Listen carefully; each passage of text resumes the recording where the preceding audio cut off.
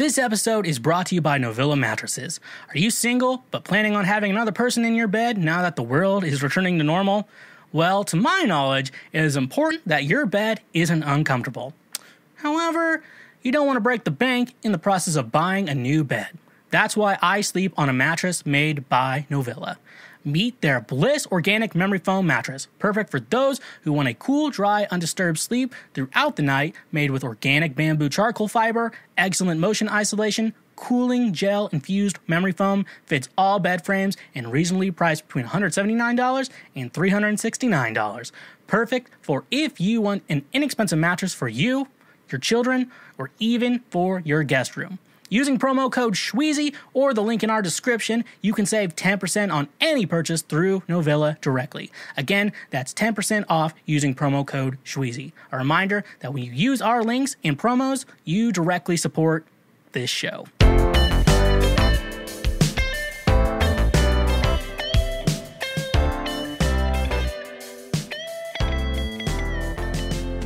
What is going on, my fellow Schwoke What is up? We are here yet again for another episode of Cancel Schweezy. We have just been we took the whole month of September off. I recently moved, that's why if you're watching the video, you do see me, first burp of the episode, in a new location today. This is my new place out in East Nashville with some cool people. People ask me, do you like it more than your old place? Well, guess what? And I really like that. So, yeah, Garth said it best, but welcome to the show today. You know, we've been off. They told us that I couldn't make a comeback, but yet again, I made a comeback. Best comeback since Kim Kardashian, because I am. This is the type of guy you get in new sound pad. Simp. Pretty bold of you little fucks to assume that I'm not God. Oh, I think it's this one. That's rough, buddy. No? This is the type of guy you get. There we go. There I am. Okay, we figured out new soundboard. It's all like different. It's like the same order, but different buttons. Anyways, welcome to the show today. Welcome, one and all, to yet the best episode of Cancel Schweezy that we've ever possibly made. And we'll continue to make because, like I said, Be gone, fuck! God damn it. This is the type of guy you get. There we go. See, welcome to the show, though. Thank you so much for taking the time out of your busy lives or for using me to fill the time in your busy lives to check out the show today. Thank you so much. Yet one and all, we are here today. First thing I want to tell you, you can still go check out all my music. Is out wherever you stream music at. That's Spotify, that's Apple Music, that's YouTube, Deezer, Tidal. It's just everywhere. I came everywhere. My music came everywhere, and that's where you get to listen to it. You can listen to my music where it's most comfortable for you. I just wanted to be like, you know what is going to be the most comfortable situation for people to listen to music? And I'm like, why don't I just release it everywhere?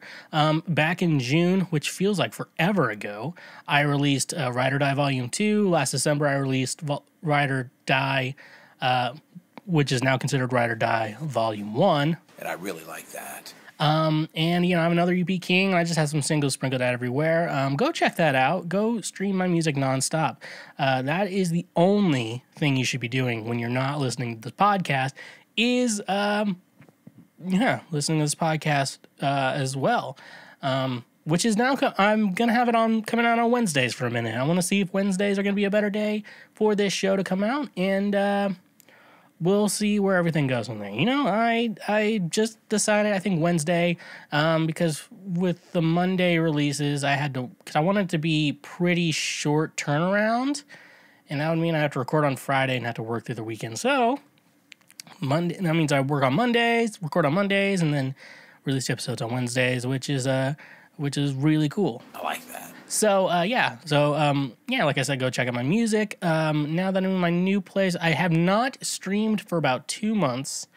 I think I'm going to do a test stream, I guess, Thursday, the day after this episode comes out, see if I work out all the kinks in this new place to be able to stream. if not, I may not be streaming as much until I figure more things out. But yeah, no, you can always go check me out streaming over on Twitch, twitch.tv/TheSchweezy. Great place for you to watch me stream, play video games. I'm going to be doing a lot of Fortnite. I recently got the Xbox Series S. Here's the controller, but it's like right there. I don't want to like unplug it just to prove a point to the people who watch this over the people who are like listening to this wherever, you listen to your podcast on, like a lot of people do this audio. I realize that too. Like, I get disappointed because I've been looking at stats and it's like, man, the audio stats are pretty good. And I mean, obviously everything you want it to be better being better than Joe Rogan, which I'm not clearly. But I do have hair, so fuck him. But yeah, really good audio and then videos. People need to start watching the videos or these things. Check out I guess I'm going to be putting more, we're going to be working more on the highlights on TikTok and everything else. So, yeah. So twitch.tv/TheSchweezy. So what's that sound? Oh, I think my roommate, I have roommates now. I think he's in the bathroom. So it's just every sound. Hold on. Yeah, it's not bad. I bet you don't even hear it. It's just shit I hear. These are my in-ears, but like they're not like the blocking out everything that even goes in my ears, and this is the only thing I hear that comes out of this mic, whatever. Yada, yada, yada. So you might hear some background noise, which is probably not that big of a deal, to be honest, but I don't care. But anyways, yeah, if you can follow for free on Twitch, but if you do have an Amazon Prime account, which most of you probably do, you can connect the two. You get a free subscribe every month, which is a different way of subscribing on other platforms. Typical subscribe is about $5 a month, but with Twitch, you get one free. And why not help out Daddy Schweezy? And I really like that. So, yeah, why don't you go do that? You can also support us on Patreon. It's a great way to financially support us. Say thank you for being a friend. Moving is not that easy in a lot of situations. It really helps me out financially in everything I do. And makes you feel better about yourself because, yeah, and that's that. I guess it would make you feel better about yourself, and that's what I'm here for, to make you feel better. So yeah, but let's talk about the free shit you can do. Free things you can do. Follow me on all social medias is @TheSchweezy. That's Facebook, Twitter, Instagram, TikTok. That's it, yeah. Go follow me over there for free. You can check out what I'm doing when new episodes come out and see what I'm up to, see what I'm doing, and see how you can say thank you for being a friend. 'Cause if you threw a party, invited everyone you knew, you would see the biggest gift would be from me, and the card attached would say, thank you for being a friend. So yeah, go check that out. But anyways, with the show, if you're on YouTube, like and subscribe, leave a comment. This video on the many, many highlights we are trying to release, and everything in between there. So, yeah, just do it and subscribe. If you're on an audio platform, obviously subscribe where you're listening to the podcast, but also leave a review and subscribe, but leave a review because I feel like with audio only, that's the best thing you can do. That's the best way you can say thank you for being a friend in all of its nonsense, in all of its cases. So, yeah, I think that's all I have for that. Let's get into the news. I call this Previous Week Right Now. Previous Week Right Now is the news that matters, and that's what I'm here to do. Give you the news that matters. So let's just, as Philip DeFranco says on his show and Before Sex, let's just get right into it. Okay. Mom calls police after her 17-year-old son gets his hair cut. Pretty bold of you little fucks to assume that I'm not God. That's not it. Simp. That's rough, buddy. There we go. I gotta remember that this one is. That's rough, buddy. Okay. This is from Central Recorder. Very trusted news source, I assume. A Massachusetts mom called 911 after her 17-year-old son came home from the barber with a haircut she didn't like. I have an emergency, please. The mom relayed her story to the 911 operator. Yep, my son just had a haircut. He screwed up his hair. She went on. The dispute quickly turned ugly. The operator tells the mom that the barber called the mother the C word. She was also threatening to kill her. He screwed up my son's hair. My son's supposed to have his senior pictures tomorrow, and he shaved off his whole head. She broke down and continued to cry. The teen, a senior in high school, visited Robbie Rocco at Bonehead's Barbershop, Norton, and in Norton, I'm assuming is what they're trying to say, and asked for a very short haircut. Rocco tells Inside Edition, he asked for a number 2, so I actually stopped and I just told him, I said, a number 2 is really short, and he said, yep, that's fine. And I told him again, I said, are you sure? The whole entire haircut, the kid never gave me any vibe that he was upset. We talked the whole haircut. We talked about his school, Rocco said. Rocco claims the child tipped him $5 after it was over. About 20 minutes later, his mom comes in the shop saying, it's way too short, like screaming, she wouldn't let me speak, Rocco said. He stated that he believed it was absolutely outrageous. The incident was reported to 911 by the woman. The barber admitted to using some curse words with his mom, but he said he never threatened her. A lot of things here. To begin with, first off, I gotta drink some PBR. Not sponsored. I don't know. I'm like putting it as like a sponsor of the show. No, it is not a sponsor of the show. But I need a drink.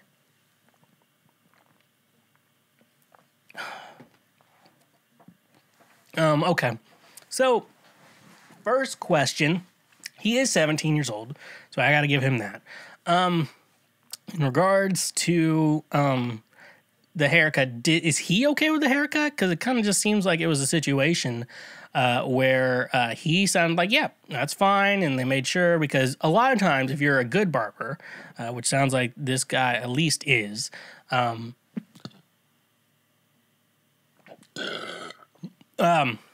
that like he's like, because you could like sometimes you start like a little bit, then keep going from there just to see what is comfortable in the situation. Now, this guy seems like he did that.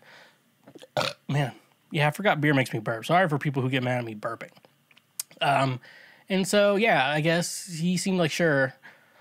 Also, there is a thing, though. I know how to talk to barbers. It's just, I follow a lot of YouTube hair type stuff, and am definitely on board for knowing what I need to say to a barber to make sure that I get everything right. It's like, oh, the skin fade up and then a little bit up top. Now I'm doing like the back long, so it's like, yeah, just trim the back just to make sure. Those like split ends or whatever. Top, I always say to get maybe just depends on how much length I want off. It's usually pretty good. It's more like maintenance, and usually get like make sure it's thinned out because it gets pretty heavy, and then I can't get this luscious volume that you all have grown to love. So it doesn't sound like the kid was upset, but I don't know. I don't trust an idea of looking at a barbershop wall, seeing that haircut, and be like, give me the number 2. That's just, I just don't trust. I just don't trust that. Maybe other people do.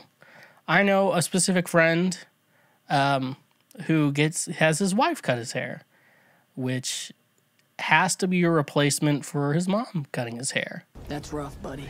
But anyways, though, we live in a society, so, what can I say? Mom's crazy. I'm gonna make an educated guess that the father is not with the mother. I'm a very good expert on guessing that. Is the mother and father still together?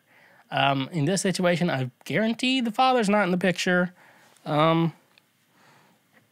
Yep. Because he's like, look, buddy, I love you, but your mom sucks. Don't want to tell you that. Anyways, moving on. I'm dumb. I'm done talking about dumb people not knowing how to get haircuts or whatever. Okay. Ooh, this one's from Rolling Stone. I'm trying to like get a couple music articles. I know people like to hear about that, but sometimes it's different. Justin Bieber wants to normalize weed. This is straight out of the Rolling Stone magazine, maybe, but I think I found it online, though. I do like Rolling Stone a lot. Justin Bieber gets his weed from California, but now fans can get it straight from him. The pop star has launched his own line of cannabis products through a partnership with weed company Palms, making him the latest music industry fixture to capitalize on the growing business. With Palms, Bieber has launched a pre-rolled joint line called Peaches, a callback to his hit song of the same names, referencing one of the most memorable lines from the song's chorus. Palms says a portion of every purchase from the Peaches line will go to Veterans Walk and Talk, an advocacy group for veterans for the use of cannabis and psychedelics, and to Last Prisoners Project, a nonprofit dedicated to cannabis criminal justice that helps people and their families impacted by marijuana convictions. Bieber joins the likes of longtime stoner culture musicians like Willie Nelson, Carlos Santana, and Snoop Dogg in putting his name behind cannabis products. But rather learning more into counterculture, Bieber and Palms want his line to normalize using marijuana. I'm a fan of Palms and what they are doing by making cannabis approachable and helping to destigmatize it, especially for the many people who find it helpful for their mental health, Bieber said in a statement. I want to make sure that I was doing something with them that felt genuine, and Peaches felt like a good place to start. Now, I'm no secret to the world of marijuana. I have no problem with it. I do really like what he's doing with it. I like he's Peaches, like he's making it. He's like, let's brand the song. I get my peaches out in Georgia. Oh my gosh, I think I did listen to the Kids Bop version of Peaches, and I can't play it. Peaches lyrics. Okay, so we're gonna read the lyrics. So if I could play it, I would, but obviously I can't, so I'm reading it. Typical chorus: I get my peaches out in Georgia. I get my weed from California. Well, that's it.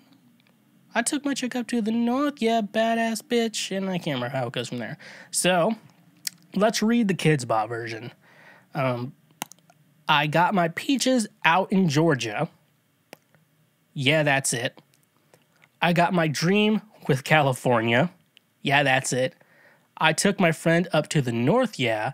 Yeah, that's it. I get my light right from the source, yeah. Yeah, that's it. What's the actual chorus? Peaches lyrics. Okay, so I get my peaches out in Georgia. Oh yeah, shit. I get my weed from California. That's that shit. I took my chick up to the north, yeah. Badass bitch. I get my light right from the source, yeah. Yeah, that's it. So the light source is still the same, but they use yeah, that's it for everything. I got my dream with California. I took my friend up to the north, yeah. No, not a girlfriend. My friend up to the north, yeah.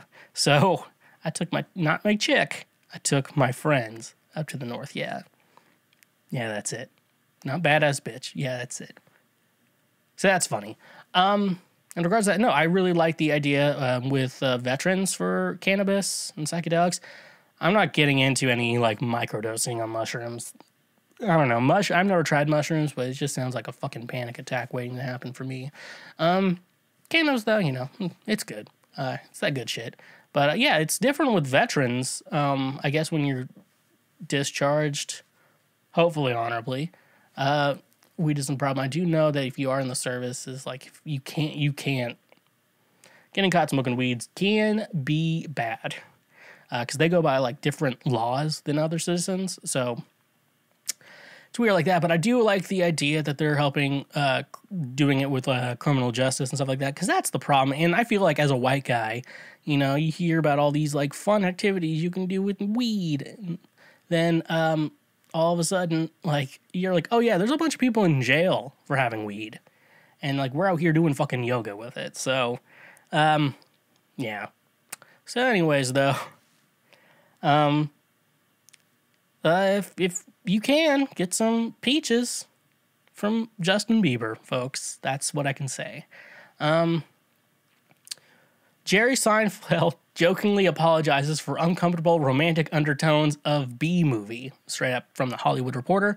Jerry Seinfeld is apologizing for those sexual undertones between his leading bee and a human woman in the 2007 DreamWorks animation release Bee Movie. Appearing on The Tonight Show Friday in part to promote all 9 seasons of his iconic comedy Seinfeld coming to Netflix, host Jimmy Fallon broached the comedian's recent birthday, to which Seinfeld responded that he had not had a recent birthday. He did, however, acknowledge that he turned 67 this year and explained that's why he might come as a shocker to some people. It always takes longer than people you think. You know, to be a comedian, I had to go on The Tonight Show and Letterman like 80 times, and then I roast my nuts doing a TV series for 9 years. Then I had to get married. I got married at 45. That takes a long time to find a great person, he said. My Jerry Seinfeld is not good. I had 3 kids. I had to straighten their insane asses out, and then I had to make a movie with the bee. He continued to audience cheers and applause. That's when Seinfeld went on to directly address the long-running jokes around the animated children's movie, which some viewers have said features an implied romantic relationship and attraction between the movie's main characters. Those 2 characters are the Seinfeld-voiced bee Barry B. Benson and the film's animated leading lady Vanessa Bloom, a florist voiced by Renee Zellweger. I apologize for what seems to be a certain comfortable, subtle sexual aspect of the Bee Movie, he began. It really was not intentional. But after it came out, I realized this is really not appropriate for children, because the bee seems to have a love thing for the girl, and we don't really want to pursue that as an idea in children's entertainment. God, my Jerry is horrible. The film's writers and directors addressed the conversation around the romantic undertones between the Bee Movie's leading insect and woman in a 2017 anniversary interview with the New Statesman, clarifying that while it may appear like there is some kind of attraction happening, that was never the plan. It was never going to be sexual or anything like that, Steve Hickner, the director, said at the time. It was purely his friendship, maybe in Barry's mind. He thought, but it was never going to be that. Writer Barry Martyr describes the idea of a bee and a woman carrying on as weird to begin with. Fellow writer Spike Feresten also noted that while people are generally either entertained or repulsed by the story, an interspecies love affair isn't something they wanted to sell to children. As for how those undertones may have happened, Seddon said it was likely a result of losing sight of what was happening as the team was in the room writing the dynamic between Barry and Vanessa. Often, we would lose sight of those characters in the room. They would just be Barry and Vanessa, and we would write this dialogue for Barry and Vanessa and read it over and have to remind ourselves, well, this is a tiny bee saying this, and the tiny bee is fighting with her boyfriend. So let's dial it back to friend, and make it less romantic because it's getting weird. Very true. So, as we all just learned, my Jerry Seinfeld impression is not good. That's rough, buddy. Hit it right. And we should not let me continue to carry on doing that. As for everything else that we have discovered in this show, the Bee Movie is just a fucking weird fucking thing. And the fact that it exists is something to think about in our world. With that being said, though, I just think it's funny. I don't think there's anything I can really say about this. The movie is almost 14? It came out in 2007, right? Is this still on Netflix? I'm not rewatching this thing. It's a sad thing where it's like, everyone's like, maybe you could review the movie. I'm like, no, why would I review the movie? What's the deal with airline food? What's the deal with the Bee Movie?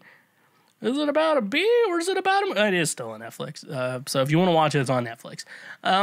Anyways, though, you finish the movie and you're like, what the fuck did I just watch? That's how you finish the movie. Anyways, though, last article we have today. Let's just end on a high note, folks. I'm gonna get a drink of beer real quick. I need it.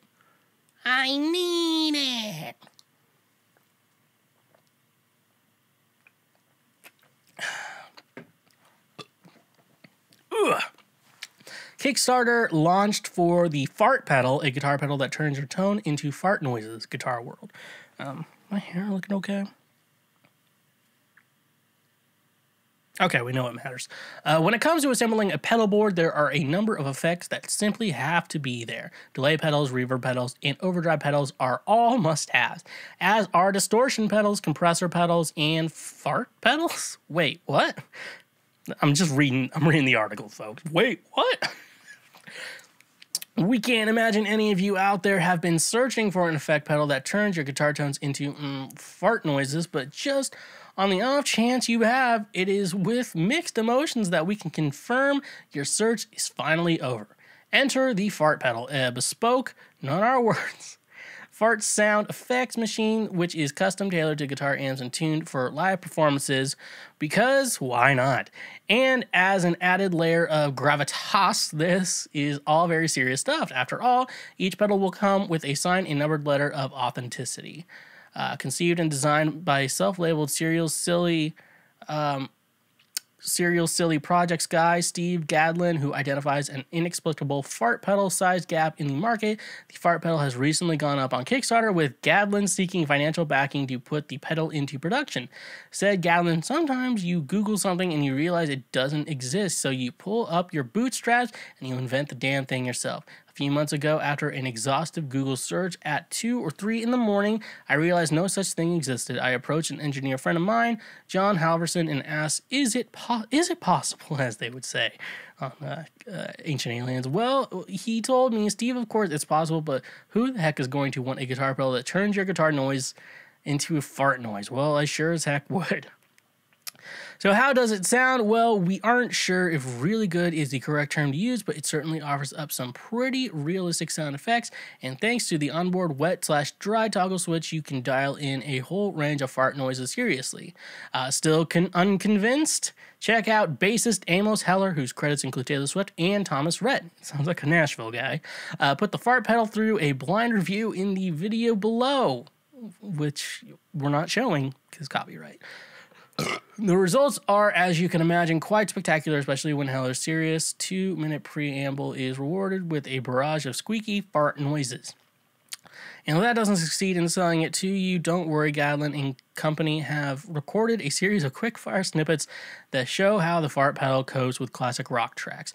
For those of you who can't bear the thought of hearing Highway to Hell, Stairway to Heaven, or Johnny Be Good transform into fart noises, avert your ears pronto. Of course, the old project is just another one of Gadlin's lighthearted design ideas, so much so that the pedal even comes with faux fuzz labeled decals, meaning you can give it to your buddies under the guise of a regular old pedal to stink out their tone. The fart pedal currently has a financial target of $30,000 in order to put a first-run line into production, and at the time writing has received $5,103 in donations. People are surprisingly keen for the fart effects, clearly.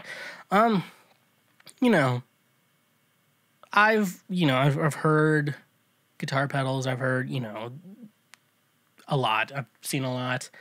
I have friends who are really into pedals, have big ass pedal boards. I'm into, for those of you who give a shit about this, I use a Avid 11 rack, typically just plug it into PA systems. It's just an easy system for me. Typically get a pedal system with it that connects to it and has all your effects. It has all your tones and everything in there.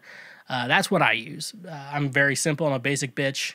And I like to critique go to shows, critique the guitar tones of bands, and I'm like, oh yeah, I use amp sims technically. But that being said, though, if someone's like, hey, do you want a fart pedal? I'll give it to you, and then I'll be like, yeah, I'll take it. But I don't know, paying for it, it's hard. I mean, justifying me with music gear, it's hard for me to justify trying to buy shit I don't need these days. That's rough, buddy. Regardless, we as a society, we live in a society, I guess. That's what I can say. Anyways, though, people, unless you're buying it for the gimmick, don't buy this shit. We don't need this shit in our world anymore, so stop buying this shit. I think that's all I really have to say on this, okay? Look at you. you were able to get your hands on a PlayStation 5 or an Xbox Series X. Look at how lucky you are, but you don't have any games to play with it. Congratulations, you played yourself. Well, what if I told you that you could play games for a fraction of the new game price? Well, today's sponsor, Gamefly, is here to help you out. You probably already know that Gamefly is the best video game rental service out there. Let's be real. There's some games you're going to keep forever, which for me are Super Smash Bros. Ultimate and Zelda Breath of the Wild. Most games out there, you're only going to play once, then never pick up again. I know. I bought some games that are now just taking up space on a shelf, which sucks. That's where Gamefly comes in perfectly, because Gamefly literally is the best video game rental service out there. You can keep the games as long as you want, and when you're done, you just send it back and then get your next game in the mail very quickly, like 2 days. And if you end up loving the game you rented, you can even keep the purchase from Gamefly and pay a used game price, which is a great price. Using our link in the description today, get your first 2 months of Gamefly for only $10. So start playing new games using the link in our description. And remember, when you use our links, you directly support this show. Look at you, you fat piece of shit. Hashtag pray for Micah. Looks like you haven't moved a muscle in the last year. Why not try and lose some extra weight and work towards a healthy lifestyle? To do that, though, you are going to need some fitness supplements to get the most out of your workout. That's where today's sponsor, FNX Fitness, comes in handy. Losing weight? Gaining muscle? Or do you need the energy to do a workout in the first place? That's where FNX Fitness comes in. FNX Fitness is committed to creating innovative supplements of the highest quality that provide focus for a productive morning, energy to thrive all day, performance supplements to reach new goals, unique sleep and recovery formulas to support any sport, and healthy supplements to support an active lifestyle for years to come. I also really enjoy their clothing line that makes you look good while you work out as well. And another thing I love about FNX Fitness is that with every purchase, they donate a gallon of water to a child in need. Start working out smarter, not harder, by using the link in our description today.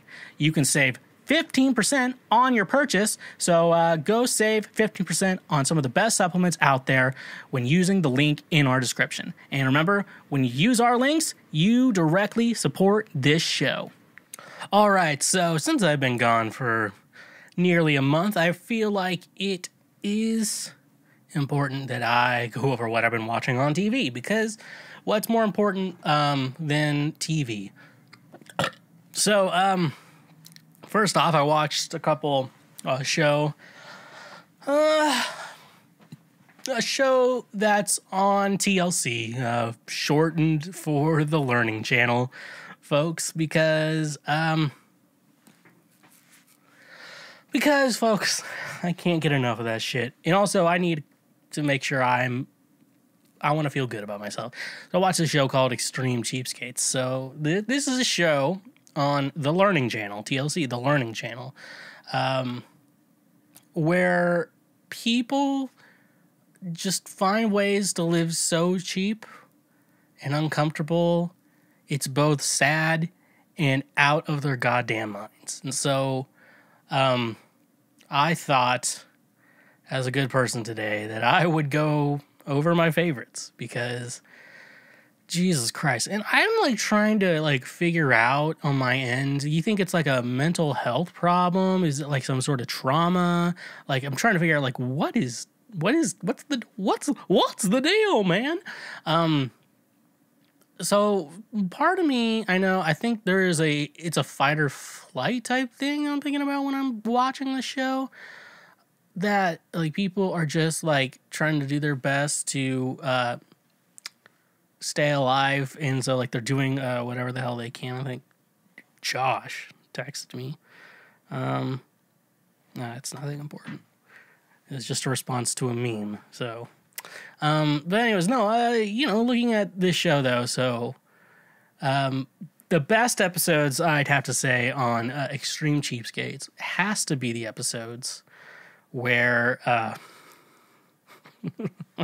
where they put like a warning before the show that like what's the warning? Okay, I'm going to see if I can find it in my photos. Once I find it, I will put it up on the screen. But, you know, we got to, Daddy's got to do his thing. It should be before that. And I'm the JOK. I was just watching this TikTok of the Joker. It should be after this. Where's the warning? Where are you? Oh, here it is. Found it. Make sure I remember to put it up on screen. Probably around there. That's probably the best spot.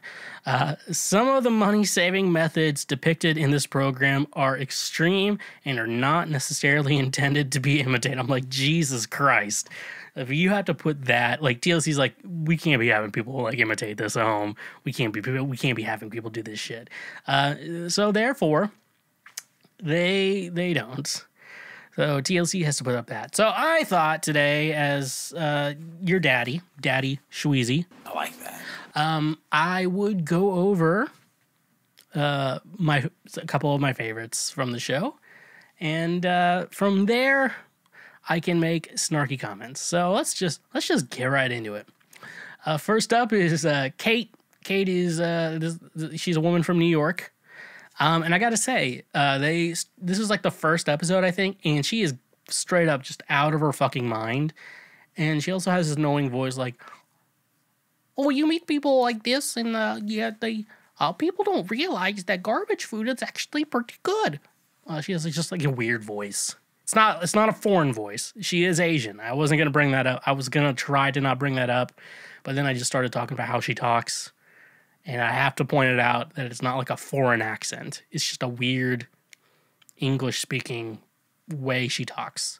It's like, if you have an accent, it's like, oh, you're just from a different place. But then when you just have just a weird voice, it's like, I don't know. I'm pretty comfortable. I could change my voice, I guess, if I really wanted to. I could, like, change my speaking voice. I'm just decent at impressions. I just think I know how to use my tongue very well, ladies. Like, say there, you want some popsicles? Plenty of popsicles, gentlemen. Shelley. This is Elmo. Elmo loves you. So I can just sometimes, I would always get like a teacher. I had just one teacher like, I don't think you guys are taking this seriously here. Like, you know, I do teacher impressions, so I guess it was me. But if I had an annoying voice, I would change that. So she is out of her, so let's go back to Kate. Kate is out of her fucking mind. So, I mean, obviously, the first sign that you could be like, this woman is out of her fucking mind, is that basically she'll get, like, you know, free, you know, laundry detergent samples, which using those is not a big deal. If you, like, are able to get, like, a ton of those and we're like, I'm just going to use these for a while to clean my clothes, no big deal. However, she cleans them in the shower with her. Yeah, that silence is intentional, folks. It's intentionally that way on purpose. I've made it that way on purpose, just for you. All right, so so she, folks. With that, yeah, she cleans her clothes in the shower, and I have to say, like, she'll do other things. Like, I guess her stove is gas, and she doesn't want to pay a gas bill, so she bought like an electric stove. I'm like, okay, that's not the stupidest thing in the world. It's like, you just pay, because I've never had to pay for gas. I don't know if this place is gas yet. I haven't had to pay a utility bill here yet. So, regardless. So that, yeah. So, like, I mean, some bill cut, like, she doesn't use AC in her apartment, which she is a woman, so women don't get as sweaty as men do, but I would not be living like that. I don't know. I hate heat. I can deal with the cold. Like, I guess, you know, I've lived, you know, in places where it's just like, I'm not going to turn on the heat until I really need to. And I can go a lot longer without heat than I can with AC. Just, I need AC. I need that. I need it. I need it right now. Come on, Mark. Don't be stingy. So, yeah, with that being said, that's not, like I said, this isn't the weirdest part of her. The weirdest part is she invites a friend over and his girlfriend over for dinner. Now, one thing you would like to know is that Kate likes to dumpster dive for her food. She does live in New York, So I'm gonna say this. I'm gonna say this straight up. So like, you know, there's a lot of restaurants and grocery stores that the minute like something goes expired, and I know like bagel restaurants in New York, bagel restaurants, is that the term? Once like, you know, the day old stuff they just throw out, which I feel like is kind of wasteful because I feel like bagels can last longer than a single day. So like that, you know, stuff like that, it's not a big deal. Like it's just expiring and you eat it that day, not a big deal. Problem is when you bring it to other people. You know, I'm a big fan. Your body, your choice. Obviously, fuck those people in Texas right now who are not cool with that. And I don't want to get into an abortion talk, but like I don't know how men have the audacity to be like, I think I know what's best for a woman's body. Like, no, you fucking don't. But anyways, though, she serves up a dinner for her friends. The garbage special. That's rough, buddy. And the garbage special looks okay on the surface, and then like you're eating it, and then she's like, you know, I got this out of the garbage. Like, you know what? I'm done. That's the best. I found this carrot cake. You want to eat that? And I wouldn't know. Like, no. So, food. I feel like some food, yes. Some food, no. Like, but also don't let other people have to succumb to your lifestyle. Okay? If you want to eat garbage, that's up to you. Look, your body, your choice. However, don't make your friends eat. Don't serve your friends garbage. Just don't do that. So that's Kate out of her mind. Next one is Terrence, a living piece of shit. Now, Terrence is not like a single person like Kate was. Terrence, they actually live very well. I think Terrence was like a college professor or something like that, and his wife has a job too. They like to live not comfortable. He just like, you know what? We don't live comfortable. Like his desk broke, and then he gave it to his daughter. He chopped it and gave it to his daughter as a desk. They don't have furniture in their living room. They have folding chairs and like a card table. That's their home. And you know, that's the thing. They just look poor. It just looks like a poor person's home. Which nothing wrong with being poor, but if you're not poor, don't make your house look poor. And, you know, there's other episodes on the show where people are like, they make their house look nice at least, but they're still weird cheapskates. But like this place looks sad. It was like all white brick, which I feel like white brick is it was like brick house, but it was poorly painted, and it just did not look good, folks. It did not look good, and you had to sit in a fucking folding chair to watch TV. That's basically the episode. Sad. The wife apparently has to give her paychecks from her job to her husband because he has to take care of the finances. And so they're basically living like awful. And he has apparently a secret bank account with $150,000 inside of it. Like, what a goddamn piece of shit this guy is. Having a secret bank account with money and you live uncomfortable. But the episode leads up to the end of the episode where once a year he takes his family out to a nice restaurant for a dinner. So like one night a year they save up for a really nice dinner. Which, you know, when I think about these like extreme cheapskate situations, you know, like my parents always tried to save money and stuff like that and, you know, cut corners or, you know, try to save money where they could. But like it was always for like a vacation or something nice. These people don't have anything saved up except for Terrence. Apparently he's taking his family out to a meal. So he's getting ready to go. He has a big ass bag of change. Now he has a big ass bag of change. Like, I've been saving this change up all year for this. Which, I mean, like, it's smart. Like, you know, you save your change, like, for a meal, like, that's a pretty good idea. However, the problem is, he did not go to a bank to cash it. Any bank. You don't have to be a customer or a member of said bank. You'd be like, hey, I have some change. Can I get this in cash? They will do it for you. They 100% will. They will just give you the cash for it. It's an even trade. It's nothing like they have to open an account. They don't need identification or anything like that.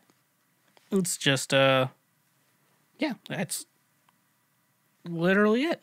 So, with that being said, eventually he has that basically a ton of money in change, and so the whole family's gonna go out to a meal, and then I guess 2 other family members show up, and then they're like, "Hey, you guys want to come with us to dinner? Dad's paying. And then Dad's like, oh, fuck me. The one time he has to actually do something nice for anyone and the people he loves. And then eventually they come to, and so they end up at a nice, so they're supposed to be going to a nice restaurant, like I said. So there's 6 of them. And he ends up taking them to a buffet, an all-you-can-eat buffet. And I'm not saying buffets are cheap, but it's typically like $10, $12, and it's all you can eat. So he ends up taking his family to an all-you-can-eat buffet. And at first he only wants to pay for 3 meals. So he just like goes, gets 3 plates worth of tons of food. And the family's like, fuck you and fuck your shit. And basically they all get up, get their own meal. And the dad's like angry. And he's like, you. And then everyone else just starts being a bitch to him as well. I actually want to see this to $92 divided by 6 people. That was like a $15 a person buffet. And eventually they get up, and then he gets mad, and then everyone's like, we're tired of your fucking shit. We're gonna sit in the car, you go count your fucking change. The total ends up to being like $92. Go count your fucking change at the counter. And then they interview the person, the hostess, whatever. Is like, yeah, I've never seen anyone paying this much change before. Because like a normal person, you should go cash that. Then you do that. So, yeah, Terrence, that guy was a piece of shit. And we should all know that. Last but not least, the last person I want to talk about from Extreme Cheapskates is Kelly. Shelly. She is basically the Karen of Extreme Cheapskates. And that's just what we've all been waiting for. Just a Karen of Extreme Cheapskates. The premise of this episode is that she's wanting to plan her daughter's wedding for under $1,000. That's rough, buddy. Yeah, you didn't mishear me. $1,000. I know weddings are expensive. That's why I'm so surprised how easily friends and family are like, sorry, your marriage didn't work out. I'd be like, fix it. Fix it. We spent a lot of money on it. On the wedding, fix your fucking shit. Fix this shit. And yeah, so the daughter is apparently just okay with this, which just shows years of trauma under her mother. And, because every little girl dreams of having a really cheap-ass wedding.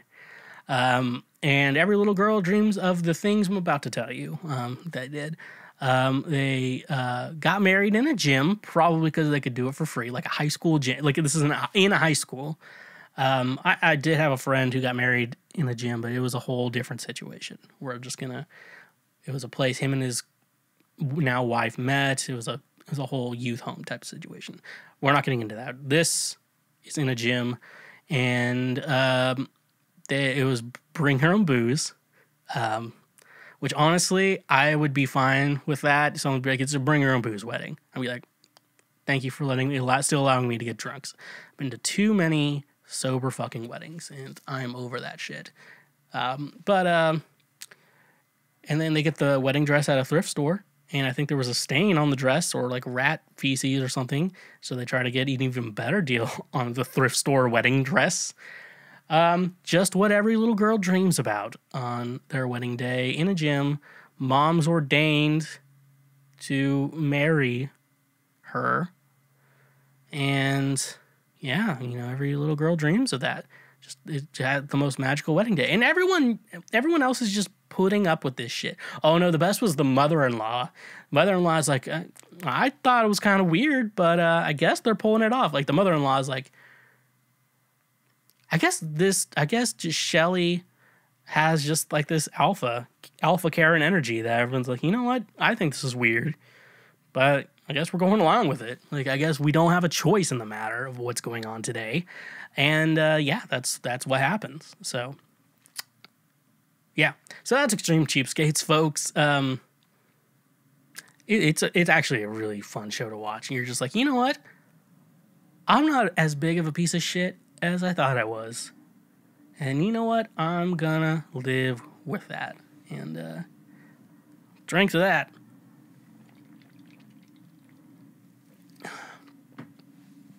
So, next show I watched, it was on Discovery Plus as well. Man versus Food. This show, I've heard about, watched for, know about for a while. I actually just like sat down, started watching it. I started watching it when they did the reboot, I guess, with Casey, not with Adam. And so basically, if you don't know what the premise of the show is, the premise of the show is now Casey, used to be Adam, now Casey, goes to different parts, I think, in the country. I don't think they ever leave the United States. They go to different parts of the country and they, explore the nice, good local restaurants. And eventually it leads up to a food eating contest of some sort. Some of them are large quantities of food that you have to finish in a certain amount of time. And then some of them are spice based, where it's like, oh, eat 6 chicken wings. But the sauce is like 2 million on the Scoville chain. Now, I've tried the last dab, the one they have on Hot Ones, and I think that's 1 million Scoville. And I gotta say, the worst part about it, it's not the actual heat, it's the like hiccuping and shit like that. And then, that's how they get the show. They're like, and they're sweating, and they're like, so tell me about the trauma. And Sean Evans is like, tell me about the trauma in your childhood. That's how Hot Ones is so good. It's just you're hiccuping and sweating, and then Sean Evans is telling you, asking you questions about your childhood and how it's all messed up. But Man vs. Food is, a fun show. So I've realized a couple things in watching Man vs. Food to really think about. I was like, I got a notification from Instacart. I'm like, why are you messaging me, Instacart? But no, one thing I noticed, so with Casey, time really is his worst enemy. Like, if he has enough time for it, he can usually finish the giant-ass portions of food that is given to him. But, like, when it's like, they're like, eat just, like, a 30-pound cheeseburger and fries and a milkshake, all in 10 minutes. Casey, I'm like, I can just tell at the beginning of the episode, like, he's gonna fail this shit. Spice, however, he typically wins. Like, he's pretty good about that, about winning that. He did one in Nashville. He went to Biscuit Love, some other restaurant I don't know of in Midtown or the Gulch. I think it's Big something. What's the name? What is the name of this restaurant that was on the show? Oh yeah, Big Shakes. It's like more in like Franklin. He went there and it was like a spicy hot chicken. With Nashville hot chicken, it's like you think like I sometimes like think you can go the step you think you're comfortable with and it's going to be too hot. Like just the way Nashville hot chicken has now and always been. And sometimes if you don't have a bidet like me, you're going to have a lot of bad times on the toilet. That's rough, buddy. So, regardless of that, yes, he went to Big Shakes. He won that. The thing is with Big Shakes though, is they usually, traditionally, Nashville hot chicken comes with white bread with it. And a lot of times like the sauce juices of like, there's just pure spice, seep and soak into the bread. And so you can just eat that bread just drenched in sauce. And it's literally the worst part of it. Like it's less than the chicken because it's chicken and then like sauce and then, the breading or whatever and stuff like that. But the bread, that can kill you. That's why I always try to get people to try the bread. Let's eat the bread, see who takes the longest to go with water. So, yes, like I said, he typically can survive the spice challenges, but like when it's time, like he just never wins it. And basically, I've learned he's like Evel Knievel. He gets paid for the attempt, not for competing the challenge, which I would do too. So, does it say Big Shakes? Yeah. I'm surprised that, Princess is just a little more old school. I'm surprised Hattie B's or I think my favorite hot chicken in Nashville would have to be Party Foul. I think Party Foul is the best. If anyone comes to Nashville who listens to this show and you're like, where should I get hot chicken? I think Party Foul is the best. They also have like boozy slushies and stuff like that too. I've not had any of those, but they have other stuff too. It's always pretty big. I always get takeout because, one, I live here. I don't have to eat somewhere. So, anyway, so that's Man vs. Food. It's a fun show, you know. It's typically one of those shows that, like, it's on TV and you watch, but especially when you're streaming these days, it's weird. But it's also good and mindless things. I can, like, sit on my phone and shit like that. So, it's a fun program, folks. Last show I want to talk about that I've been watching recently, Love on the Spectrum Season 2. Now, I talk about Season 1 on this show? It may have been forever ago, but I don't remember. But this show is really great. It's like the most wholesome dating show that's ever existed, ever. Love on the Spectrum. So if you don't know what Love on the Spectrum is, it's basically people who are on the autism spectrum date and then go on dates. And what you're thinking, I'm going to make fun of autistic people. No, because I have class. There aren't really, and honestly, there's not really any jokes I can make. First of all, that's one thing. But also, it's like, I don't know, it's just kind of poor taste to do shit like that. Just making fun of autism. It's kind of like making fun of fat people you don't know. It's just like, I don't know you. Why am I making fun of your weight? Like, it's like you find someone who's like 300 pounds, you're like, oh, look at you, fatso. You don't realize they used to be 400 pounds, and they just recently hit that 100-pound mark. That's why you don't make fun of fat people you don't know. Make fun of the fat people you do know. That's my lesson to you. Only make fun of fat people you know personally. Anyways, though, and another thing why I would not make fun of them, mainly because I'm a classy individual, and I'm probably the smartest person you all know. That's why you're here today. They're also better at dating than the countless women I talk to on a daily basis, and other men who talk to women, and so on and so forth, and, whatever gender you're inserting today are into. Like, they actually date better than normal people. I don't want to say I don't want to say normal people. It makes me like talking about them like they're crazy. They're not. They just say funny things at the wrong time. That's all. That's all it really is. But I think, yeah, they do date. It's like, I'm not interested in this woman anymore. You know what? I'm gonna tell her that I'm not interested. I was like, why can't people not on the spectrum do that? That seems, yeah, like, why can't normal people do that? Why can't we communicate? They communicate, because I feel like, isn't autism supposed to be somewhat like a communication disorder or like stuff like that? Like, that's one of the problems, but they're communicating way better than people who are technically not on the spectrum. So that's what surprised me. And I think I was talking to a friend about this. He's like, so are you thinking about dating someone on the spectrum? And I'm like, I don't know if I should be answering this question, especially not on the internet. Anyway, so let me go over some of the people on the show. First, we get Michael. Michael was on last season, so if you watch the first season, Michael is back. He's an old school guy, like Big Time Tommy. How you doing, Instagram? It's Big Time Tommy. And apparently, his mom tells the story. So he likes wearing suits, and so when he was a kid, I guess he was like, I want to be a gangster when I grow up. And this is in Australia, so they're not the gangsters we know in the United States. And so he wanted to wear suit Tom, and then his mom had to ruin his dreams, be like, you know what gangsters do, and then he explained what gangsters do, and it was weird. So basically, he ends up meeting a girl named Heather on, like, a speed dating night, and she was also on the spectrum, which I don't know if that was set up intentionally. Anyways, they're both very sweet. Anyways, you just watch them dating. I don't want to spoil too much for you.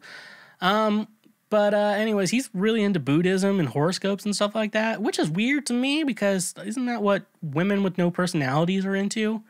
Anyways, though, I'm not going to hold that over him. He's into other shit too. So anyways, he's a cool guy.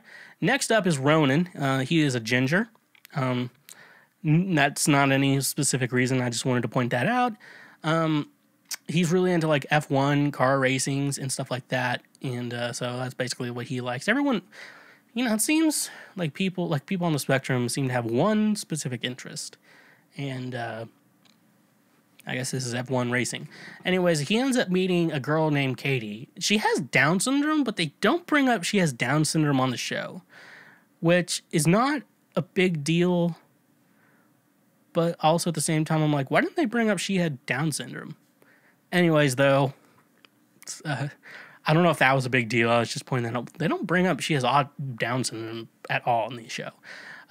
So yeah, basically it just shows them going on first days and meeting, and they go to like an F1 racing simulator, and I thought things might have gotten out of control. Like he was like he had Katie try out, and I thought he was gonna like be like, you're doing it wrong, freak out, but yeah, it ends up being fine and everything. They race, they have a good date. I also realized they got like really lovey-doveys, like, oh, Katie, I love you so much, and say shit like that. And I'm like, ugh. Like, I don't like it when people not on the spectrum apparently do it, and I don't care for them either. But anyways, yeah, so just because you're on the spectrum doesn't mean I don't want to see you be all lovey-dovey with each other. It's just, yeah. Anyway, so people happy and in love. Ugh. So yeah, that's Ronan. Like I said, this is a very wholesome show. This is the most wholesome show that you'll ever exist. Look at Mark. He came back from last season. He's really into dinosaurs. He meets up with Chloe. Now, Chloe was on the last season too, and they end up meeting each other, going on a date at a dinosaur park and everything. I guess they've hung out a couple times before this, but ends up at the end of it, Chloe's like, hey, Mark, will you be my boyfriend? I'm like, good job, Chloe. Way to be forward. Women don't have to women can make the first moves. It's okay. I don't care if a woman makes the first move. I don't give a shit. But I also don't care about a lot of things. Which one is it? Simp. That's rough, buddy. Oh, no. This is the type of guy you get. There we go. I'm just remembering the layout still. So I think that's cool. Apparently they didn't make it in the end, but they did have a whirlwind of a romance, which is what I wanted to hear. Next up is Cassandra. Now I don't have much to say about her. There's two people on here. They're just kind of boring. And honestly, there's nothing wrong with being boring, in real life. But, like, if you're going to be on TV, you kind of have to not be boring. You either can't be boring, you have to be really fucking crazy. Yeah, I guess one comment she gets a lot is, like, you don't look autistic, which I can't believe people are saying that out loud. Because autism doesn't really have a look to me. So if we could learn any lesson, if you see someone who's autistic, don't say, you don't look autistic out loud. Just say it in your head, okay? Okay, just say it in your head. It's not a big deal. It's not something the world needs to know, that you think someone doesn't look autistic, okay? So I think I have 3 more. Teo. She's went down my favorite of this new season. She's just a very lovely person, and she just has very good energy and a very nice person to be. She'd be very fun to be around, stuff like that. And also, I think I say that because she reminds me of someone, and I thought, like, do I know her? Like, usually you don't see that on TV. You're just like, I know. You're like, do I know you? Do I know you from somewhere? That's the thing, though, with Teo. Like, I just feel like I knew her, and I still don't think I can't figure it out.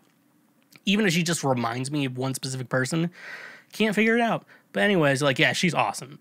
She's 22. She's never been on a date before. But, like, her story is like, I just see how much my parents love each other, and they're, like, best friends. And I just want something like that. And so that's basically the premise. But she's also... like I said, she's never dated. She's 22. She's never dated before. So to me, she's like a youngin'. But I'm only 28 though. I don't know why I'm thinking like 22 years old. That's you're youngins. Anyways, but she's also not like fully knowing of her sexuality yet.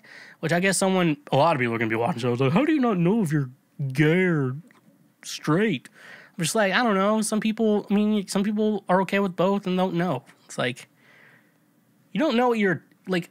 You could say, like, it's hard to actually figure out your sexuality. That's why people are so confused and they're, like, 40 they turn, like, 50 with 2 kids and, like, are cheating on their wives with other men. That's like, they don't know their sexuality, and people just don't know that shit. Sometimes, I feel like maybe a lot more people like both than we realize, and just some people don't act on it, I don't know. Sexuality is so weird, and I'm only a man, folks. And so much. So she goes on a date with a guy, then she goes on a date with a girl. She's like, I think I like the girl more than the guy. I think I'm more attracted to women. So I think they're still together, but I guess the guy's like, oh, all right. I had fun, though. Well, I mean, like, that was a good excuse. Though it's like, hey, I don't think it's going to work out between us. He was like, oh, yeah, so I'm not sure if I'm attracted to men. And then she's like, oh, okay. And like, a relief for every man out there. It's like, oh, okay. I guess that makes a lot of sense.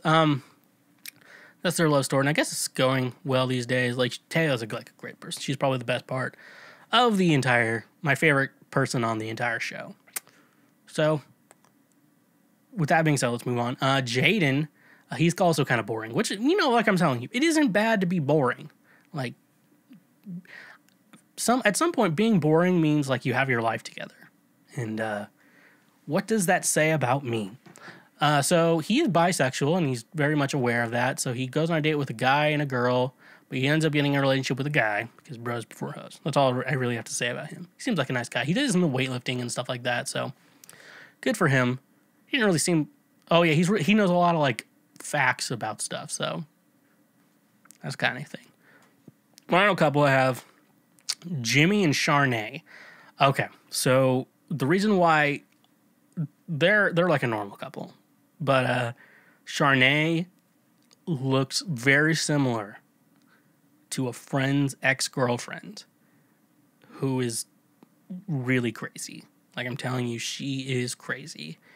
And I know most men have ruined saying that some women are crazy because they just broke up and they're trying to excuse their bad demons or whatever shit. But many of us unanimously know she is very crazy. And I wish I could tell you stories about her. I want to tell you many stories about her.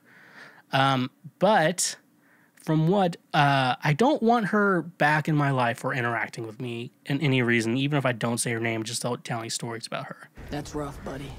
Because she is crazy. I'm telling you, she is crazy. And at one point, like, she was a very good friend in my life. But anyways, she is really crazy. I just thought it was funny. There was like, oh, kind of looks like... shit, I have to bleep that out. Oh, well. But anyways, her husband, Jimmy, is competing in a foosball tournament. And, not foosball. What did I say foosball? Competing in a pool tournament. So they go to Vegas. And then the end of the episode, they end up getting married. It's very sweet and memorable. So, yeah, that's Love on the Spectrum. Very, very wholesome show. We live in a society, in our current society, actually having to physically walk into a liquor store should be a thing of the past. That's why I get all my booze from Drizly. Drizly gets all your favorite beer, seltzer, wine, whiskey, and much more delivered directly to your home. With their easy-to-use mobile app, we are getting one step closer to never leaving our homes. You know, it's saying something when it is being praised as the Amazon for liquor. Drizly is my go-to app for getting all the booze I need so I can do basically anything the hell I want. So using our link in the description today, you can save $5 off your first purchase through Drizly. Drizly has proprietary ID verification technology that it provides to its retail partners that allows drivers to scan IDs for more than a barcode to make sure the purchaser is over 21 years old in the US and of legal drinking age in Canada. Retailers on Drizly may also have a minimum order or delivery fee. So, using the link in our description today, get $5 off your first order with Drizly. And remember, when you use our links, you directly support this show. Cooking your own meals are for people with proper amounts of serotonin, which is no one. Are you depressed and hungry? Well, you're still going to be depressed, but you no longer have to be hungry thanks to today's sponsor, DoorDash. If you don't know of DoorDash, they bring you food you are craving directly to your door. Even while I'm dieting, I still get food from Wingstop, Chipotle, and even Central Barbecue here in Nashville. I like that. With over 300,000 partners in the U.S., Puerto Rico, Canada, and Australia, you can get $10 off each of your first 3 DoorDash orders over $15 when you sign up using the link in our description. Treat yourself like the king and queen you are and order from DoorDash today. Again, that's $10 off your first 3 orders over $15 when you use the link in our description. And remember, when you use our links, you directly support this show. It's now that special time of the podcast where I solve all your problems because I'm the only one who knows how to solve all your problems. It's time for me it's time for Ask Schweezy. If you have any questions, comments, or concerns, you can always email theshwegcast@gmail.com or hit me up on all social medias under @TheSchweezy. I'm more than happy to help you with any of your problems. So let's just get right into it. Cat girlfriend is out of control. A couple of months ago, I met this really incredible girl. We hit it off. We shared a lot in common interests and spent pretty much every waking moment together. She had this really weird obsession with being a cat girl, but I thought it was kind of hot, so I didn't really care too much. Even though it was pretty early into our relationship, we decided to move in together, and it was pretty good for the first couple of weeks, but then things started getting weird. I'm not going to beat around the bush, and I need you to understand that I'm being 100% serious. She started pissing on the carpet when she's frustrated with me. She says it's part of her kinship or something, but when we have an argument, she'll just squat and piss somewhere in the apartment. I don't know what to do. I'm losing my mind, and my entire apartment smells like pee urine. I do genuinely enjoy her company, but this is getting out of hand. I need help, please. So... oh my God. So first of all, I have to imagine peeing on the carpet might be a violation of your lease. I am not an expert, but I'm going to make a guess it is probably against the lease. You got to tell her that she's got to stop pretending to be this cat girl during serious situations. Y'all gotta figure that shit out, and you gotta start acting like real people. Like, if during the sex part she can be a cat all she wants, that's fine, but I think when things have to be serious, she needs to act like a fucking adult. And then worst case scenario, just figure your way out of this situation. Like I said, it sounds like you enjoy her company, but she's got to knock off all this cat bullshit, apparently. And I hope people don't think I'm the crazy one being like, this is probably a red flag. Because it is, okay? This is a huge red flag. I don't know how much more I have to explain to people, like, that's a red flag. People can complain all the time or whatever. That's the internet, so... but Jesus fucking Christ, and I just ran out of beer. Okay. Oh man, I hope it does not get worse from here. I forgot all about these from a couple weeks ago. And, yeah. Alright, next question. Would you consider this cheating? I am 24 years old, female, started dating my boyfriend, 37, last August/September. Early in our relationship, I remember him bringing up a girlfriend of his, let's call her C. He would chat with her here and there, and they worked out together sometimes. He went out to eat with her and her friend once and told me about it. I wasn't too worried, never really any red flags. As our relationship progressed, I started to have a gut feeling about this friend. I didn't look through any of his stuff, but I did know they were talking semi-frequently because he told me. I tried to add her on common social media pages. My boyfriend told me they had talked about me before, so she knew who I was. I am having a hard time reading. We had mutual friends, and I didn't think too much of it. She declined the request, and that's when I started to feel weird. I remember him describing her as physically unattractive without me actually asking, and when I saw a photo of her, well, she's not unattractive at all. So I also felt weird about that. Well, this morning I had the strongest gut feeling that I just had to look through his phone. He was sleeping, so I did. There were several messages with her, not all, saved on Snapchat. There were some, quote, pictures from her about finding a soulmate. She had told him she missed him and thought about him a lot. He sent her a heart. He texted her his address and asked what kind of wine she wanted, so I knew from that they had hung out. I confront him. It comes out it comes out she had been over there frequently and spent the night during our relationship. He apparently can't remember the last time she came over or how many times she did. He swears up and down he isn't into her like that and has never been physically with her and that she would sleep on the couch. He told me she was coming over before and never told me this girl had feelings for him. I am considering ending this relationship because it feels like cheating to me, even though he swears he has never touched her. Opinions on this? Am I making it a bigger deal than it is? So, this is somewhat of a sticky situation that you have found yourself in. That's rough, buddy.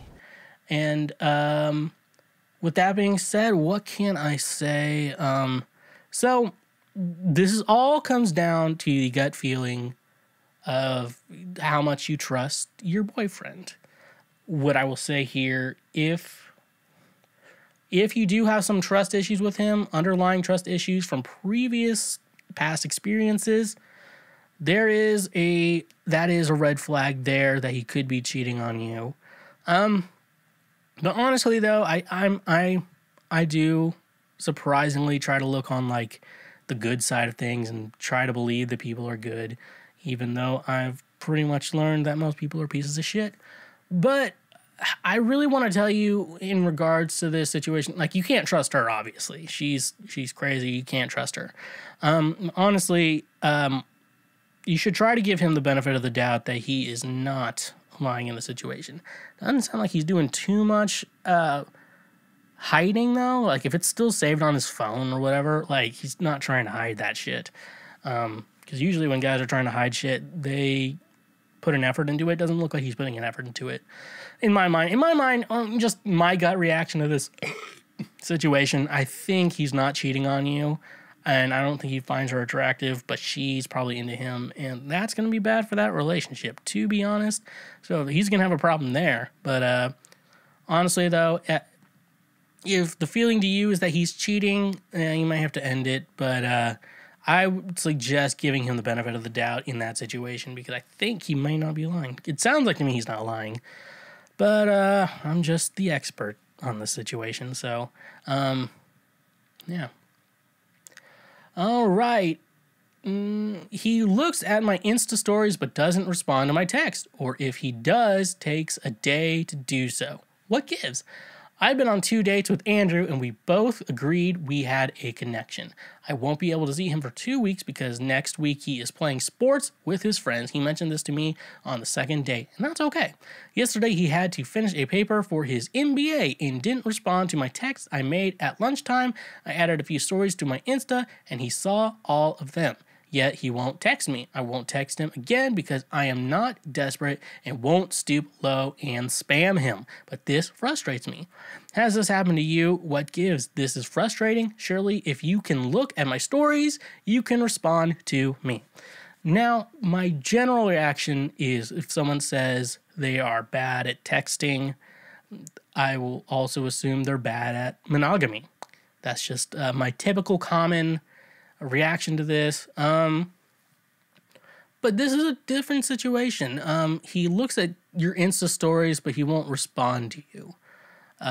So he's on Instagram. Now, I have a bad habit of just leaving my Instagram stories rolling, and I won't be even looking at my phone. I'll be looking at something else. I have that habit. However, he could have that habit, but I'm a unique person, and I'm typically better than everyone else, so probably not.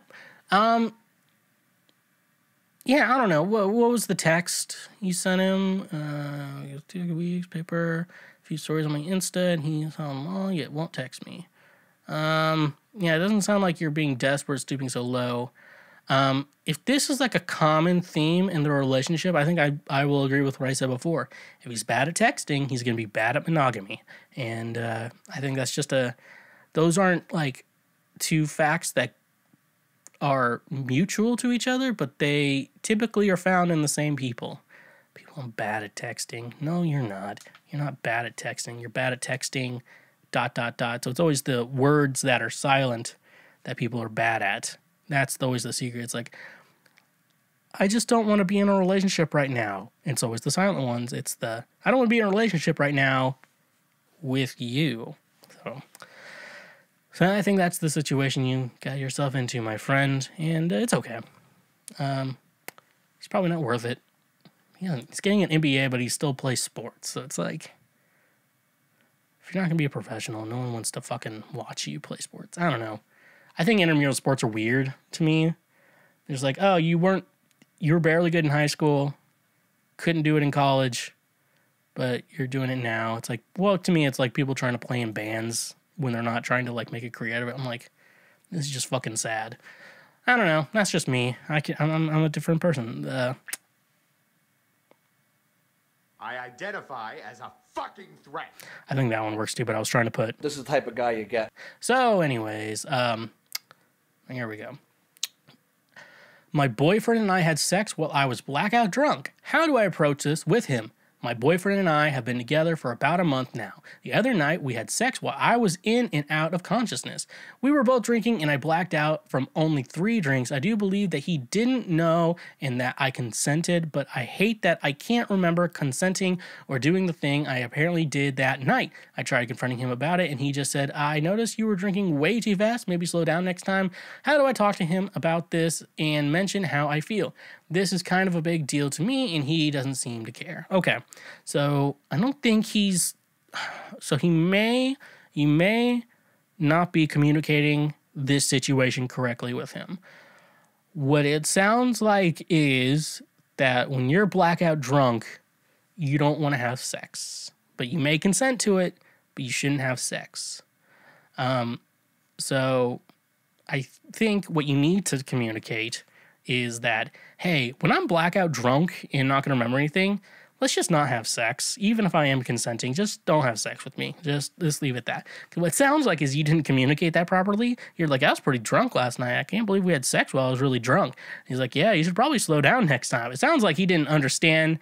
You didn't communicate everything properly to him about the situation, and that's why he responded like that. Because if I'm giving him the benefit of the doubt that he is a good guy, and you were like, I don't want to be having sex while I'm blackout drunk, even if I consent to it.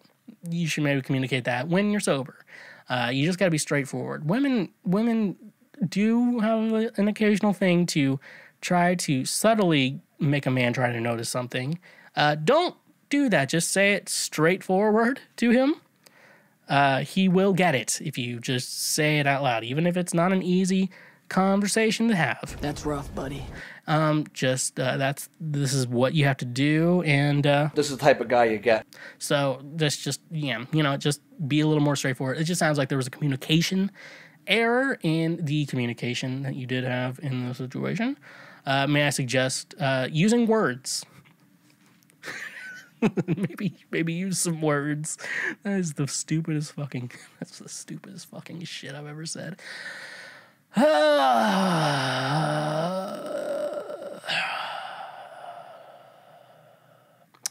Anyways, though, just use words and communicate your problems, and maybe that'll fix things. This next one looks interesting. I think my wife might be cheating. We have not slept together in months. It stopped suddenly. She told me recently a story about a cheater at her work. I made mention that I was not fond of people who cheat, and she got defensive and said, you do not know their story sometimes. You have to cheat when you're not happy or if you are trapped, etc., etc. She went on and on defending folks that cheat. Not sure what to do. That's rough, buddy. Okay. A lot to go in through here. Okay, you haven't slept together in months, and it stopped suddenly. She told you a recent story about a cheater at work, and you made just a passing mention that you don't like it when people cheat, and then she got defensive, and her defensive was, sometimes you have to cheat because you're not happy or trapped. I know, like, in the domestic violence, it's not technically not easy to get out, but it's 2021. There are enough good guys out there who would help you out if there's like a bad guy trapping you into a relationship and are not happy. The fact that you have to cheat on him instead. And that's the thing, this situation is she's defending someone who's in like an abusive type relationship, maybe not like physical or anything, but like in a situation like that. And she's defending them because they're trapped and that's why they need to cheat. I'm like, just try leaving. And you know what? There's enough good guys in there if you're worried about your safety. There's enough good guys who will be like, if you talk to her, I will beat the shit out of you. I like to call them, you got to find... Everyone in their life needs to find what I call a Hagrid. A Hagrid is just, a type of person. There's bears, there's twinks or whatever. I created a new type of person called Hagrids. Hagrids, what I would tell, very large men. I'm not saying they're like fat or anything, just very large, like over like 6'5". A lot of times when I think about like 6'7" and above, very tall, could easily whoop your ass, has that ability to easily whoop your ass. A lot of times they're bikers. A lot of bikers are like this. However, that's just their appearance. However, you can sit down and talk to them, try to be their friend. They're the nicest, sweetest people. Like, they'll be like, oh, I'm into knitting. I'm like, yeah. And they're into just, very, very nice, simple things. Like, things like you think like, oh, you're probably into like fighting and beating the shit out of people. And they're like, no. I like riding my bike, but, I have some plants in my living room I really like taking care of and stuff like that. Those are like Hagrid types. They're just very nice, sweet guys, but they're also just huge and could whoop your ass. That's called a Hagrid. I like to call them like Hagrid from Harry Potter if you didn't get that memo. But, and stuff like that. So you need like Hagrids in your life. Just someone who's like there and can just be like, oh, I feel like if I try to hurt them, I have to go through that guy. And I don't want to go through that guy. Hagrids are a very rare species of men, but also exactly who you want in your life. I think that one, Tony, he's a good guy. Tony's a really good guy. I think I was hanging out with him, and he's like, hey, I rented Girls, I think it's called Girls Trip with Tiffany Haddish on it. So, like, that's the kind of movie. Good guy. So, anyways, though, that's the situation, Aaron, but... if you're defensive on someone, cheating is not a good thing. Generally, cheating is not a good thing. If you're trying to justify reasons for someone to cheat, the reasons you're justifying are probably ways you could probably go with. It's like, well, they're in a bad relationship. Get out of that relationship. But it's hard for them to get out. Let's figure out a way for them to get out. Yada, yada, yada. That's how they're doing. Yada, yada, yada, meaning Seinfeld is now on Netflix. I just wanted the world to know that. I'm done talking about that. Girlfriend lied about her age by 10 years. What do I do? Me and my girlfriend have been together for about 2 weeks. Yes, I know, short amount of time, and have become really close, spending as much time together. At first, when we started dating, she told me she was 27, and me being 20, didn't see any problem. Now, today, after a roll in the hay after work, she decided to tell me that she is actually 37. The problem is we have been talking about getting married in the future. Like I said, I know it's fast, but it's what we decided to talk about. Can someone please give me some advice, help from me through this? Okay. First of all, you've been dating for 2 weeks. You may have known each other a short amount of time before that. So lying is not good at the beginning of relationships, but you're 2 weeks in and now she's being honest, so you should probably give her a break, okay? The age gap is pretty big, 17-year age gap, but not necessarily the worst thing in the world. When you're not too far into dating and you're already talking about marriage, things are moving way too fast. There's a lot more problems in your life than this now 17-year age gap that you have going on. There's a lot more problems here. It's like, you just started dating. You're already talking about marriage. Like, are you a Christian couple? I would say no, because a roll in the hay, and usually people get married quick. Christians get married quick, so they can have sex as fast as possible and still be holy under the eyes of God, and you don't have to stick a dick in your asshole. Yeah. This is the type of guy you get. So, with that being said, though, yeah, you're moving way too fast. There's a lot of problems here. Y'all need to slow it the fuck down, and she needs to understand, it's obviously not a good thing that she lied, but, like, glad she's doing it still pretty early on before things got way too serious between you two. And, yeah. That's probably so. So there's a lot of more problems you have going on than this. in the relationship. So, I don't know. I would go with my recollection of I talk about this all the time. The book, Mark Manson book, The Solar Art of Not Giving a Fuck. Really, it's not about not giving a fuck about anything. It's more of an idea of prioritize what you do give a fuck about, and then stop giving a fuck about these like trivial things in your life that don't matter to anyone. So that's what we're doing here today, folks. So that's all I have to do. Looks like we only have 2 questions left. Okay. Would you be grossed out if your girlfriend had hemorrhoids? I'm 23 female, have 2 external small hemorrhoids, and I'm very insecure about them. Gosh, this is totally embarrassing, LOL. My boyfriend, who's 24, loves fingering my ass, LOL, but I'm insecure, and I don't let him most of the time, even if I love the feeling. I'm not quite sure if he figured I have them or not. I once felt him fiddle with one, and I felt totally embarrassed, and I moved his hand away. I told him I don't like it when he plays with my ass, which is an absolute lie. I just want to know what you guys will think if you find out your girlfriend has hemorrhoids. So, early 20s, this could be a problem for someone. Me being older, honestly, no. And I don't know, you just be like, hey, I have hemorrhoids. Okay. I would first say get a bidet, because the problem will be gone, they'll heal, and the problem will be gone. I'm telling you from experience. But he likes fingering your asshole. Honestly, though, probably take some time off from the asshole fingering if he's not okay with the hemorrhoids. I'd honestly be honest with him. If he's grossed out, he's pretty immature, honestly. Like, I don't know. Men think women are very clean, hygienic creatures, and they're not. They're just as gross as men are. Just different ways of being gross and shit like that. And so once men realize that, it's okay. And it's like, women fart too. And you should just be okay with them farting on you. Or around you, not on you. God, that came out wrong.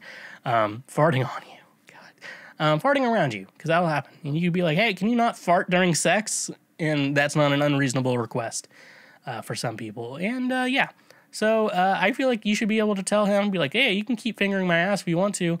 I do have hemorrhoids, though. So just be mindful of it. And if he's like, oh, then he's immature. So it's a great way to see if someone's immature. It's like, oh my gosh, a woman's on her period. Ew, gross. I'm like, what the fuck am I supposed to do? What the fuck are they supposed to do about that? Shit like that. I don't know. All right, last question for the day. It's been a long one, folks. Welcome me coming back to the show. It's been a long one. I went on a date last night and ended up having sex with a dude. Did I ruin my chance of hanging out with him again? We went out to a brewery and had a couple beers and food. He paid for everything. We went back to his house because he wanted to take me on a motorcycle ride. Ended up smoking a joint and just hanging out instead. He tried to have sex with me that night, and I said no every time. Ended up falling asleep there, and then we had sex this morning.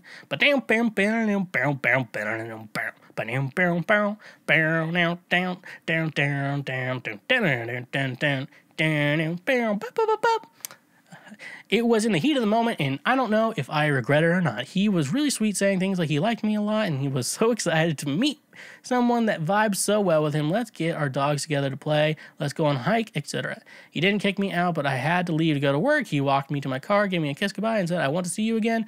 Okay, so this morning I just said thanks for the motorcycle ride as a joke since we didn't go. I had fun and would love to chill again sometime. He replied and just said, I had a blast too. What the fuck does this mean? Okay, you're thinking way too into this as a woman who probably thinks he's trying to send a code for something. Probably not sending a code. Men speak a lot more with their actions, not with their words. So you probably don't speak with that. So I know you're worried like having sex with him ruined your chances of being with him. That's not a thing for men. I know with women it is. Sex is a lot more of a weird thing for women. But for men, it's not. It's just like, oh, you're really cool, and I'm really happy we got to do this with you, yada, yada, yada. It's really great. And if you didn't recognize my horrible couple beers in singing, that was the Seinfeld bass line. But I don't think you ruined anything. He replied, I had a blast too. He's trying to probably doesn't have anything good to say. He's just not trying to continue the conversation. You're probably overthinking this situation. May I suggest don't? That's going to be a good idea because you're probably overthinking this way too much. And overthinking that way too much is just going to make you think about a million different things that are not important. And so you got to stop that. Stop that shit. Get some help. That's rough, buddy. So, yeah. That's all I think I really have to say. But don't overthink it. I think sex didn't ruin anything with him. And, yeah, I think you should have fun. All right. That's how we're ending today's episode. I'm glad to be back making more of the greatest podcast ever, or the worst, whatever you decide. I don't give a fuck what you think. But thank you so much for listening to Campus with Schweezy. Email us with any questions, comments, or concerns to TheSchweezy@gmail.com, or you can just message me, direct message on all social media platforms at TheSchweezy. And with any of your questions, comments, concerns, anything you'd like me to go over on the show, any funny articles you see, send me anything. I really don't care. I'll enjoy literally all of it. Go check out my music everywhere. All on Spotify under Schweezy. Great way to say thank you for being a friend. Also, like I said, all my socials are under TheSchweezy. Like and subscribe. Connect that Amazon Prime account to your Twitch. Help me out. I'm going to try to get back to streaming video games very, very soon. And financially support the show on Patreon. That's a great way to say thank you for being a friend. Just financially support me and everything I do. So, like always, I will end the show. Honk if you love butt drugs, and stay awesome.